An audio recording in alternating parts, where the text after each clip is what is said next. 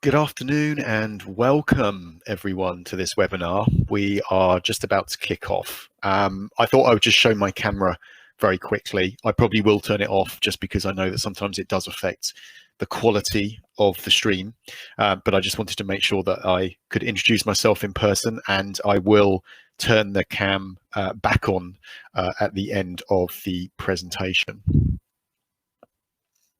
Okay, so we're just going to kick the webinar off and welcome everyone who has joined. It's lovely to see lots and lots of names on the list, which is great. You're joining us today as we talk about the 5 top tips for selecting your next HRIS vendor. So if this is a plan for you as we move forward in 2021, then hopefully you'll come away with just a couple of tips. Okay, just a quick introduction to myself. My name's Ben, and I'm Head of Sales and Customer Accounts here at SilverCloud. Just to let you know, I've been in the HCM space since about 2003. I joined my first HR tech company in 2003. And it was actually around about the same time that I got married, and I'm happy to say that both are still going strong, which is great. I've always been on the software side, so on the vendor side myself, up until joining SilverCloud. So I am very familiar with how you guys are looking to move forward with HRS solutions on your side of the fence. And I guess in my time, I've kind of dabbled with all of the tech relating to employee lifecycle, HR, payroll, talent management, acquisition, and workforce management, as well as e-learning and the different flavors of payroll. So I hopefully can understand where you guys are thinking and some of the things that you are looking to achieve. In terms of the agenda, I like to always put an agenda up just so that you know where you guys are. We always try and keep our webinars as close to possible as 20 to 25 minutes, so I will try and stick to that. We like to keep it short and sweet. I will hopefully not mention the Brexit word today. That's banned. Bearing in mind what's going on in the news, I think we've all heard enough of that. There are some subjects where I might have to mention the COVID word, but I will try and keep that to 1 or 2 phrases. And on our webinars, you know, we talk to clients on the ground about the issues that they are having. So we try and stay away from market spiel, from strategic sort of communications that's going out there in terms of HR strategy. That's all great, but there's loads of it out there on LinkedIn. We're all about relaying the issues and the considerations that clients tell us. So we're going to stay away, hopefully, from the market spiel and tell you how it is on the ground. Feel free to submit questions in the chat box. If I have time, we will try and answer those as they go. If not, we can come back to you on that. And you will receive a recorded version of this webinar in case you need to play it back to anyone else. And because it's Christmas, we're also going to throw in our selection guide. So you are very lucky people. One slide on what we do. Here at SilverCloud, we effectively provide HR and payroll technology consultancy to any number of clients who may be considering bringing on board a new HR and payroll solution and really just don't have the resource in place to manage a project of that scale. So we help clients with system selection, project readiness, and also the project management and consultancy that's required to work with the vendors to make sure that your project is a success. So really, we work with clients as and when they need us as an expansion of your HR and payroll team. We work with clients of lots of different sizes and sectors, and we work within the core HR and payroll world, but also we work with other peripheral added value projects such as talent management and e-learning as well. So moving on from what we do, let's move into the let's move on to the survey now. So I'm going to run this survey. Hopefully you can see it, and it would be good just to get an idea of where you may be thinking. If you can see that, please do vote in terms of what you're thinking about most now in terms of the issues that you might have in terms of the survey, some things that you're experiencing right now.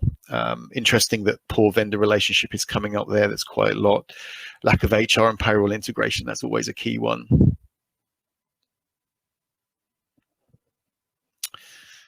Good stuff. So really interesting there that we've got the integration coming through. The strategic business tool, I think, is one thing that a lot of organizations are talking about at the moment. So I'm just going to close that down. Thank you for that. That's really useful. Okay. Okay, so very quickly moving on, because I'm conscious we're losing a bit of time here, is it's really interesting when we talk about why do organizations think about changing their HR and payroll solution. And we did a recent survey with our clients and prospects, and it was really interesting, some of the stuff that came back. And a lot of this stuff that you can see here on this screen maybe contributed to a lot of factors. It could be that you didn't have quite the right budget originally when you were procuring a solution. You may not have the right internal or external support for managing a system and making the best out of a system. And it could be just that some of the systems that you have now are moving towards end of life and they're just not giving you what they want. That's absolutely fine. We get that. What is interesting is that when we've spoken to our clients, a lot of clients do say that they are experiencing some of these problems because they felt that they didn't perhaps choose the right vendor, or they should have done more discovery work with that vendor, or during implementation they would have done things differently. And what is interesting from my perspective as well is that, as I say, I've been in this industry for a fair while, and what is interesting is that these issues haven't really changed very much over 7 or 8 years. And I know that the HR market is moving on with lots of strategic new innovations, but actually some of the key problems are still there. So that just gives you a little background. So why is this so important that you need to consider these things in terms of the issues that you have? Well, I'm going to mention the COVID word. We know that this year's been extremely difficult. And it has changed the way that we are working for the foreseeable future. Now, I'm not going to go on about all the remote working and the employee engagement. We know all about that stuff. That's being talked about an awful lot, and it's very important. But what we're hearing as a result is that it has actually escalated projects to replace or improve HR and payroll solutions that may have been something that was 2021 or 2022. So what's happened is that it has really highlighted the need of the gaps that are in the solution currently and the need to do something about that. So COVID has accelerated that. Another big problem is compliance. If you have an HR system that doesn't have a good self-service, you're going to have some internal compliance issues with things not being done as they should be, things being done in a disparate manner, no real accountability, no real opportunity for employees or managers to help themselves with self-service. And then there are some external concerns as well. If you have poor integration with HR and payroll, that results in duplicate or manual data entry. And again, some clients are very concerned with where their data is held, how secure that is, and the login rights. So again, you need to make sure that you're as compliant as possible. This one's great, all on HR. We hear this all the time. We don't have an HR solution in place that's for everyone, so that people can't help themselves. So what happens? All the administrative onus comes on HR. And all HR want to do is decentralize that. They want to provide a great service to their employees, and they can't if they have just a database where they have to manage a lot of these admin tasks. We also talk to clients about, especially at the moment, again, if we go back to this year, we want to give employees the best service that we can. We want to make the user experience engaging. We want to feel that they're being onboarded as best as they can, or developed as best as they can. We want to make managers better at their roles and give them the tools to do that. And if you don't, then people might leave. People might talk about your brand internally negatively. And of course, we all know with things like Glassdoor, that can sometimes seep through to the external brand. So it's really important to try and give as much tools to your employees to help them. What's going on? Big thing for 2020 as well. You may get, your board, C-suite directors coming back to you into the HR department and going, what is the effect if we need to do X, Y, and Z? What are the ramifications if we need to do that? What else can we do to help our employees? And sometimes you need an HR system that will give you those answers. And if you don't have those answers, it's very difficult to provide those responses to those type of questions. And a lot of all this draws back to our HR team saying to us, we want to be a strategic force in our organization, but we don't have the tools to back us up. And an HRS should be a strategic business solution. It should be a platform that, increases employee engagement, make things more efficient, and really, as we said before, be the foundation to be able to make key business decisions. And if it's a single database that might be a glorified phone book, as people tell me, then it's not going to work that way. Okay, so going on to our first tip, we're going to whiz through these now. So the first tip that we always say is it's really important to research the market. Now, I know this sounds obvious. Of course, you're going to research the market, but the thing that we find is that the HCM market, its technology market, is shifting. It's an ever-shifting thing. There are constantly new innovations that vendors are bringing out. There are new trends. There are new acquisitions with other vendors buying smaller niche products. So you really have to keep up to date with the market trends and make sure that what you're looking at is the best fit for you. And it is important not to be focused entirely on costs. I think costs is really, really key, obviously.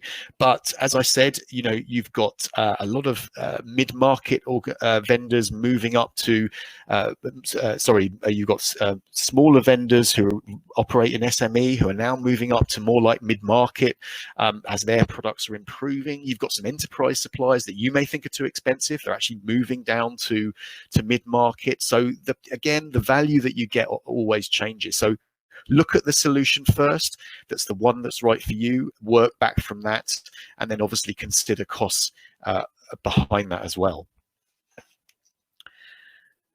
The next slide is all about vendor partnerships. Now, it is so important. A vendor partnership, in a sense, should be a long and happy marriage, and not a messy short divorce, which sometimes they can be. The average life cycle of an HR solution is around 6 to 7 years. And you want to make sure that you get the best use out of that. And the best use comes from having the best vendor relationship that you can. You're going to lean on each other very, very heavily. And it's in both your interests to make sure that vendor relationship is great, because if you do have a good relationship and you move to the end of life of that particular solution, you will want to transition on to the next version that they have. And it will just save a lot of issues and hassle for both of you.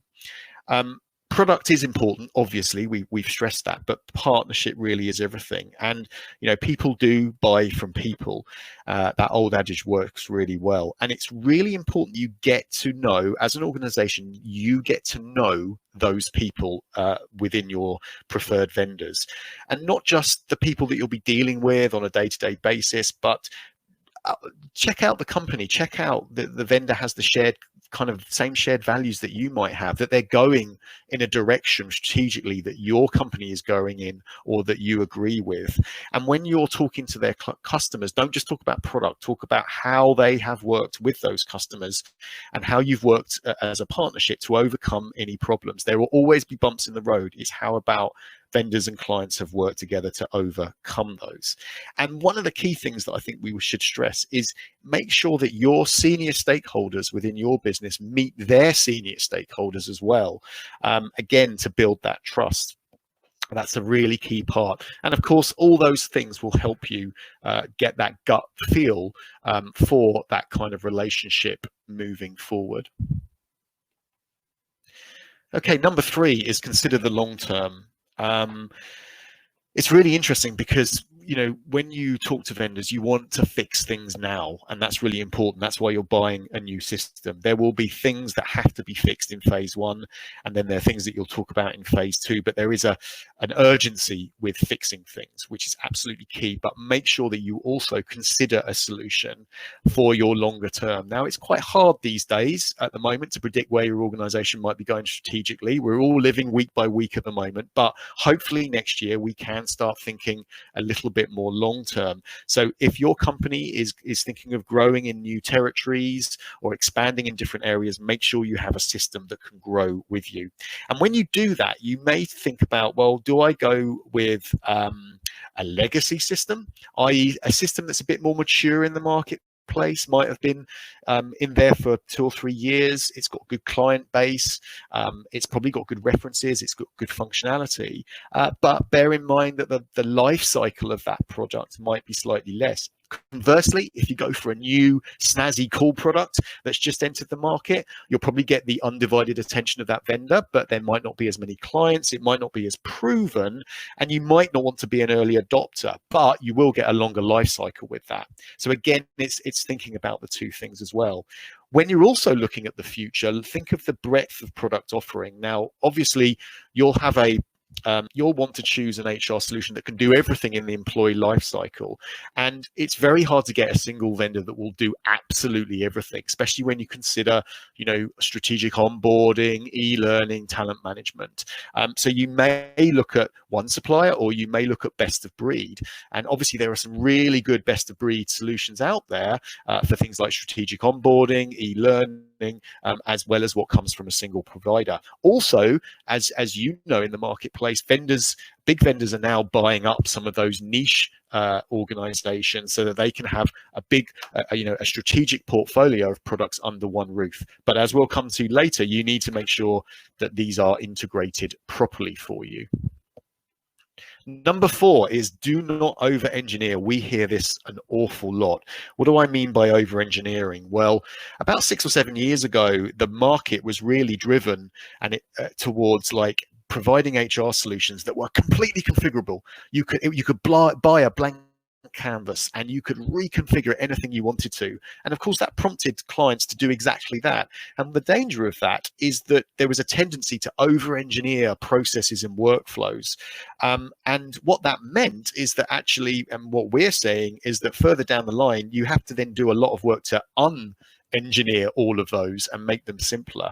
Obviously, as we move constantly to a SaaS environment, vendors are now providing best practice templated solutions, which may mean you might have to slightly change your processes, but we do recommend that you try and go with as much templated processes as possible, because do you know what? Vendors do actually know what they're doing. They spend a huge amount of their turnover on research and development to make sure that all the automated processes are fit for best practice use.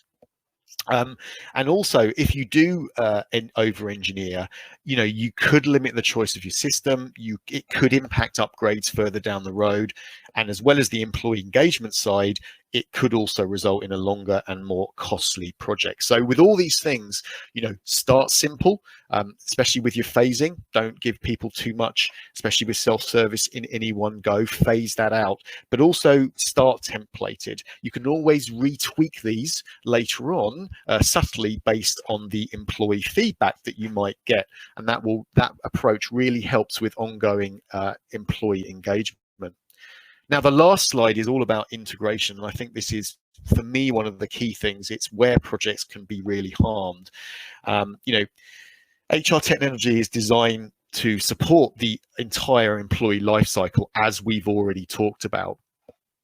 But to do that, again, you may be considering lots of different elements, such as, the core HR function, different flavors of payroll, time and attendance, talent acquisition, onboarding, e-learning, all these things I've talked about earlier. And again, you may not get that from a single system. So you are going to be looking potentially at a single system where you might have that integration, but maybe not quite as the depth of functionality that you need on some of those areas, or best of breed. And again, the integration approach is really key there, that you question integration, make make sure that it's proven with those vendors, and if need be, talk to clients. And where integration can become really harmful to an organization is really on the what we call the three main points, which is your HR central database, if you've got a working workforce management or rostering solution, and of course payroll. Those three elements are arguably the most mission critical solutions that you have, and the highest transactional, which means that they share the most data. And if those aren't integrated properly, we see that clients can really end up in a worse place and not actually solve the problems that they want. So you have to be specifically mindful of integration when it comes to those three areas. So that is it really for this particular webinar. Just to summarize, those are the 5 tips that we've talked about today. In terms of our next webinar, we're going to be building on that. So we've talked about the tips that you might need to consider when you're choosing a supplier. This is a model that we use, which we call our digital HR maturity model. And this is all about working with clients to move them away from the low end of the scale, the immature scale, where they've got systems that are not really serving their purpose, that's really struggling to give them much value, right the way up to integrated and strategic. And we'll be talking about how we work with clients and use this model to try and get clients there over a phased approach. And very much lastly, just thank you very much for joining. We've got loads of free tools and resources on our website, so do feel free to go there and check them out, especially if you are looking at HR vendors. There's lots of tools and tricks and things that you can use that might help you with that decision. Obviously, do contact us if you need more help with us, either selecting an HR solution and payroll solution, or with ongoing consultancy. And do get in touch using the following methods. We've got our info@silvercloud.co.uk email. You can also email me directly or find me on LinkedIn and get in touch that way. First and lastly, I just really wanted to wish you all a real Merry Christmas. I think we're nearly in double figures in December. It's been a really, really difficult year for all of us. Hopefully next year will be better. So I hope your Christmas is restful and healthy. And I look forward to maybe speaking with some of you in 2021. Again, really apologize for some of the technical issues there we have with the slides. As I said, this will be recorded, so we can send that to you. If needs be, I can record a offline version and resend that as well. So we'll take stock and we'll make a decision based on that. But thanks very much for your time. Really appreciate it, and look forward to speaking with you soon.